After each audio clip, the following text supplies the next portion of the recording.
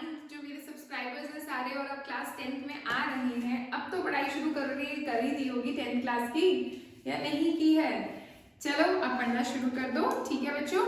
और मेरी बात सुनो, जो मैंने लास्ट वीडियो अपनी दी थी बहुत ही इंपॉर्टेंट थी, जिसने नहीं देखी वो जरूर देखना, क्योंकि उस वीडियो में मैंने ये बताया कि अगर आपके पास कोई वर्ड प्रॉब्लम आएगी तो आपको कैसे पहचानना है कि वो HCF की वर्ड प्रॉब्लम है या फिर LCM की वर्ड प्रॉब्लम है।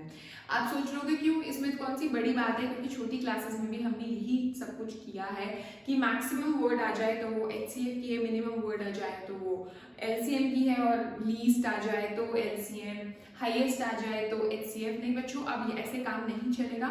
आपको पूरा अच्छे से समझना है कॉन्सेप्ट कि इसके बिहाइंड कॉन्सेप्ट क्या है, ठीक है। और मैक्सिमम मिनिमम इन वर्ड्स पे नहीं जाना, क्योंकि देखो नो डाउट क्वेश्चंस जो मैक्सिमम और मिनिमम जब वर्ड लिखा हुआ आएगा तो कई क्वेश्चंस में तो वो वैलिड होगा वो चीज़ कि मैक्सिमम वर्ड है तो HCF, मिनिमम है तो LCM, लेकिन हर क्वेश्चन में नहीं सेट बैठेगी ये चीज़, ठीक है। तो आपको अच्छे तरीके से कॉन्सेप्ट उसके बिहाइंड समझ आना चाहिए कि हम एक्चुअली क्यों कर रहे हैं ऐसा। ओके, तो अभी मैंने वर्ड प्रॉब्लम्स ही लिखी हैं दोनों बोर्ड पर। एक है एग्जाम्पल नंबर 4 आपकी NCERT बुक का, और दूसरी है एक्सरसाइज 1.1 का थर्ड क्वेश्चन। इसके अलावा जो भी एग्जाम्पल्स थे 1.1 से पहले वो यूक्लिड्स डिवीजन लेमा पर थे। अभी नहीं समझा रही हूँ मैं यूक्लिड्स डिवीजन लेमा, थोड़ा सा क्लियर होने दो कि आएगा भी या नहीं, तो अगर आएगा तो मैं समझाऊंगी। एंड एक्सरसाइज 1.1 में भी इसके अलावा थर्ड क्वेश्चन के अलावा बाकी सारे क्वेश्चंस जो है वो यूक्लिड्स डिवीजन लेमा पर है, तो इसलिए मैंने वो छोड़ दिया अभी, ठीक है बच्चों। तो अब जो मैंने लास्ट वीडियो में ये समझाया कि अगर आपके पास दो वैल्यूज दे रखी होती है वर्ड प्रॉब्लम में, जैसे कि यहाँ पर 420 और 130 दे रखी है, आप क्वेश्चन को रीड करो। क्वेश्चन को रीड करने के बाद आपको आइडिया लगेगा कि जो मेरा आंसर आने वाला है इस क्वेश्चन का वो इन दोनों वैल्यूज से बड़ा होगा या छोटा होगा। अगर बड़ा होगा तो आपने क्या निकालना है, LCM, ठीक है, और अगर छोटा होगा तो आपने निकालना है HCF। ऑलराइट बच्चों, मैं बार बार यही बोल रही हूँ, इस वीडियो को देखने से पहले आप पिछली वाली वीडियो जरूर देखिएगा, ठीक है। उसमें सब कुछ समझाया है कि मैंने यहाँ पर जो मैं बोल रही हूँ कि इन दोनों से मुझे पता चलेगा कि मेरा आंसर इससे बड़ा आएगा, और अगर बड़ा आएगा तो मैं LCM निकालूंगी। कई बच्चों ने जिन्होंने लास्ट वाली वीडियो नहीं देखी वो ये सोच रहे होंगे कि मैम उल्टा क्यों बोल रही हैं कि आंसर अगर बड़ा आएगा तो LCM क्यों और छोटा आएगा तो HCF क्यों। यस, मैं सही बोल रही हूँ, मैं गलत नहीं बोल रही हूँ। बड़ा आएगा तो LCM भाई कोई भी दो नंबर्स ले लो, अगर आप 12 और 18 ले लो, जो कि लास्ट वीडियो में भी मैंने लिए थे, 12 और 18 का अगर आप HCF निकालोगे तो 6 आएगा, और अगर LCM निकालोगे तो 36 आएगा, ठीक है। तो LCM नाम क्या है, लीस्ट कॉमन मल्टीपल, लेकिन आंसर 36 आ रहा है, HCF से बड़ा आ रहा है ना। तो ये सारी चीजें मैंने पिछली वीडियो में एक्सप्लेन कर दी है, तो अभी मैं टाइम वेस्ट नहीं करना चाहती हूँ, ठीक है। तो अभी इन शॉर्ट ये चीज है कि वर्ड प्रॉब्लम पढ़ते हैं, इससे हम अंदाजा लगाते हैं कि हमारा आंसर 420 और 130 से बड़ा आएगा या छोटा। अगर बड़ा आएगा तो मैं LCM निकालूंगी, छोटा आएगा तो मैं HCF निकालूंगी। सिंपल सीधी बात ये है। Alright, so question is a sweet seller has 420 काजू बर्फीज एंड 130 बादाम बर्फीज। ओह माय गॉड, काजू बर्फीज एंड बादाम बर्फीज। काजू बर्फी तो बहुत ही सारे बच्चों की फेवरेट होती है ना, मुंह में पानी आ गया होगा सुन के, है ना।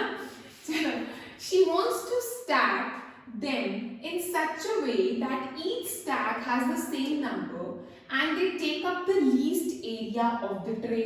What is the number of that can be placed in each stack for this purpose?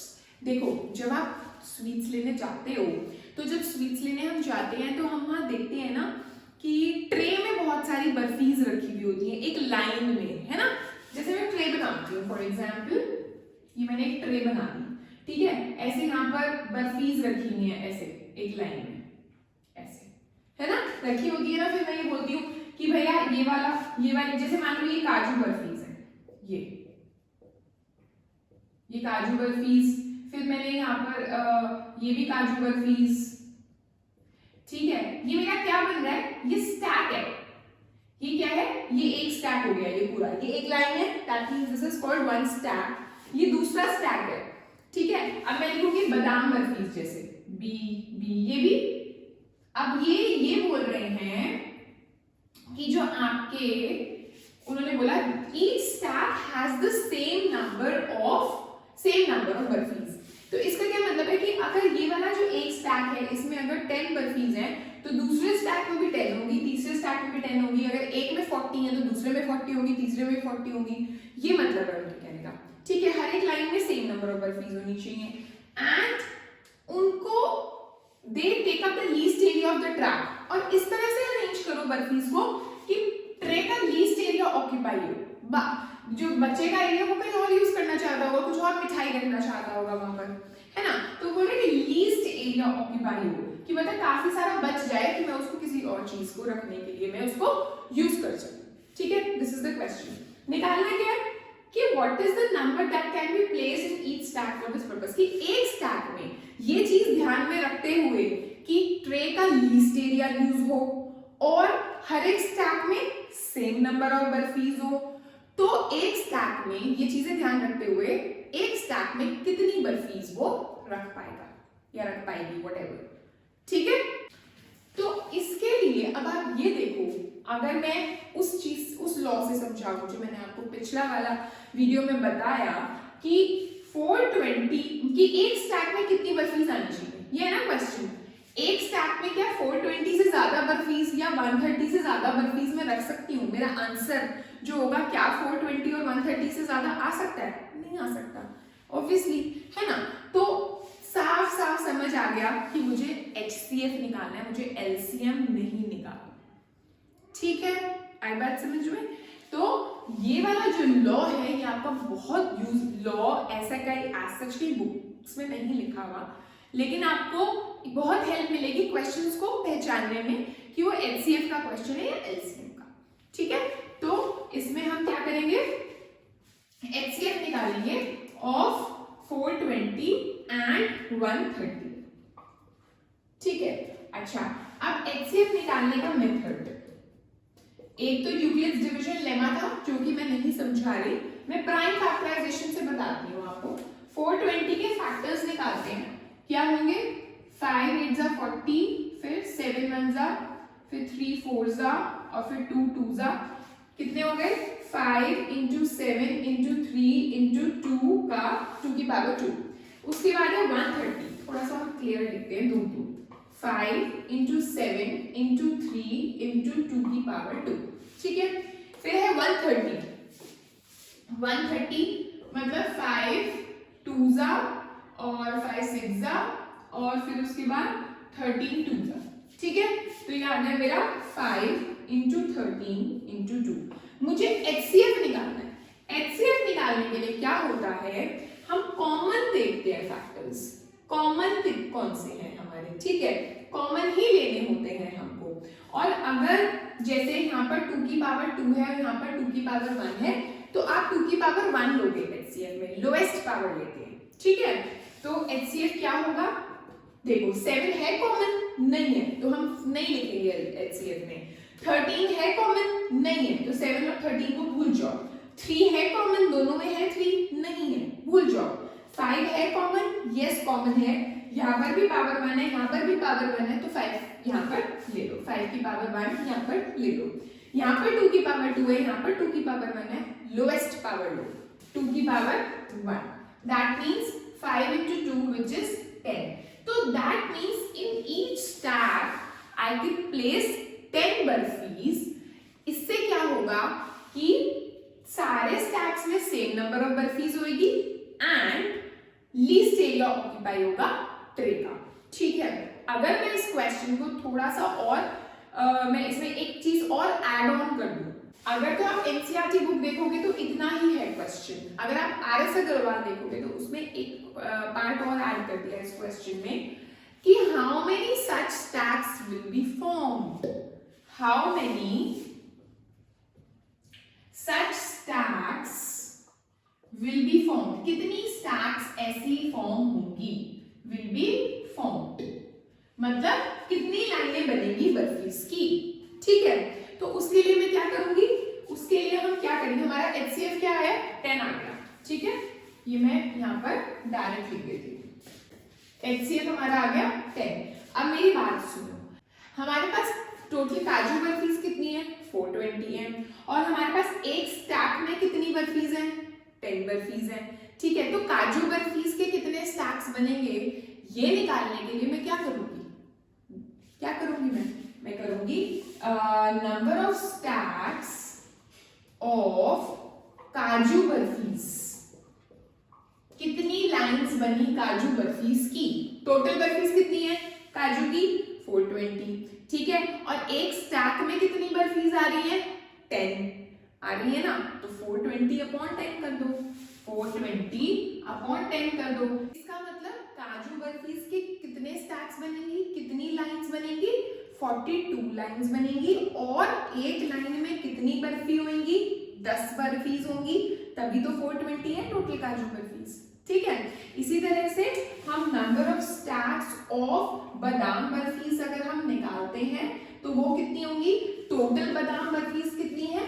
130। और हमारे स्टैक्स कितने, हमारी एक स्टैक में कितनी बर्फीज है? 10। तो इसका मतलब हमारे कितने स्टैक्स बने बादाम बर्फीज के? 13। ठीक है, तो टोटल नंबर ऑफ स्टैक्स कितने हो गए? हम इन दोनों को प्लस कर देंगे which will be 55। सो ये हमारे टोटल नंबर ऑफ स्टैक्स बन गए। ये तभी करना है अगर ये पूछा जाए। ठीक है, ऐसे कई क्वेश्चंस हैं जो एनसीईआरटी बुक में भी अभी आगे आएंगे। ऑलराइट, तो ये क्वेश्चन मैंने यहाँ से यहाँ तक ऐड ऑन किया। एनसीईआरटी वाला क्वेश्चन यहीं तक है। ठीक है, इसी तरह से अगर हम इस क्वेश्चन पर आए तो सेम ही है, कॉन्सेप्ट सेम ही है क्वेश्चन का। क्या है? An army contingent of 616 members is to march behind an army band of 32 members। दो चीजें हैं, दो तरीके के हैं। क्या है?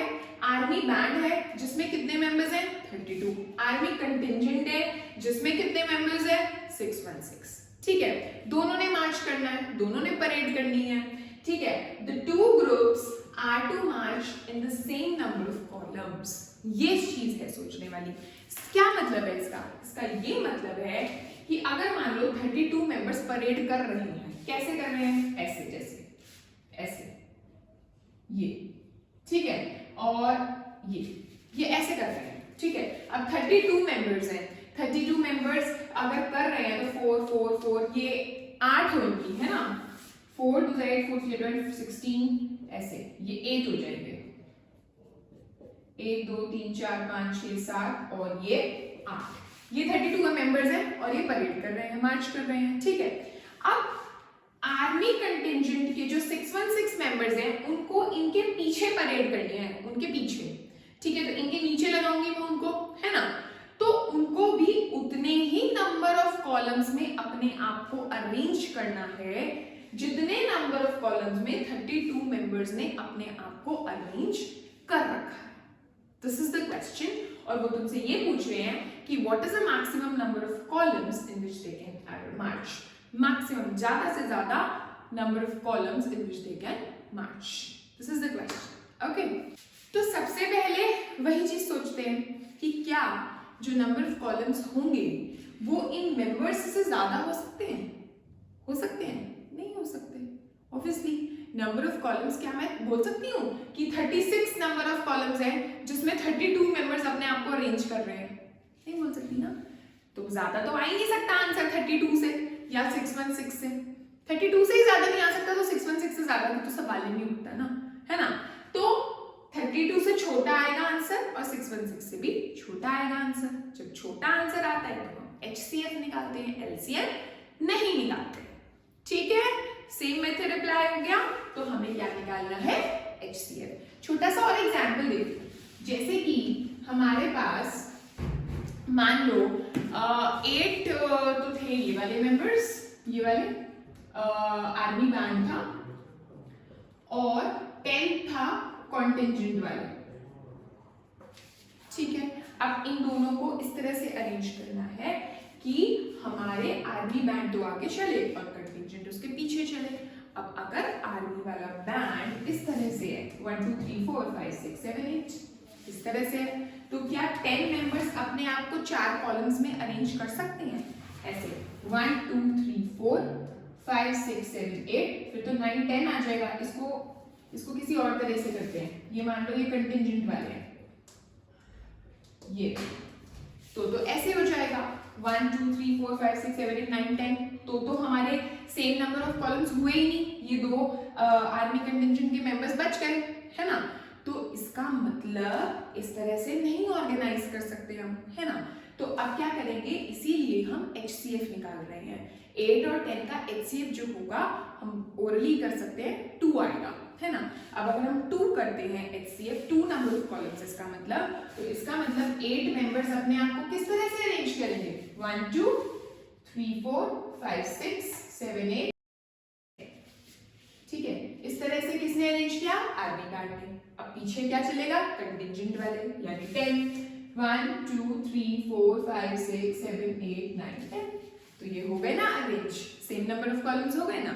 So this is the concept behind this question. तो हमें बेसिकली क्या निकालना है? HCF। ओके, निकालें HCF। HCF क्या होगा? 32 है और 616 है। 32 को तो मैं 2 की पावर 5 लिख दूंगी। 32 की जब आप फैक्टर्स निकालोगे तो 2 2 2 2 2 5 बार आएगा, ठीक है। अब 616 देखते हैं। 616 2 3 जा 2 8 जा 2 1 जा, ये आ गया। उसके बाद 7 2 जा 14 7 2 जा 14 11 2 जा। तो अब क्या क्या आ गया? 2 की पावर 3 1 2 3, एक बार 7 एक बार 11, ये आ गया। बट मैंने HCF में क्या बोला है आपको? वही नंबर्स आएंगे जो कॉमन है, ठीक है। तो HCF में 7 आएगा? नहीं आएगा। 11 आएगा? नहीं आएगा। 2 कितनी बार आएगा? लोएस्ट पावर, यानी 3। तो इसका मतलब मेरा HCF आ गया 2 2 जा 4 2 जा 8। तो इसका मतलब maximum number of columns in which they can march is 8। Alright, so these were the 2 questions, very very important इसलिए कि मैं ये नहीं कहती कि सेम टू सेम क्वेश्चंस आपके एग्जाम में आएंगे, but the concept behind them should be clear to you, क्योंकि ऐसे बहुत सारे क्वेश्चंस आपके सामने आएंगे जो कि इसी कॉन्सेप्ट पर बेस्ड होंगे। Alright, okay, bye.